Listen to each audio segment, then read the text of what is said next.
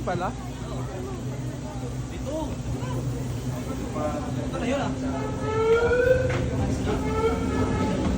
Hey, first time, LRT. Parang naman itong ano. Hello, P. We're here in Japan. Again.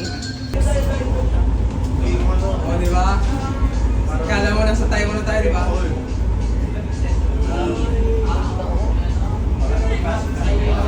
Tapos makikita mo sa dito, comments eh.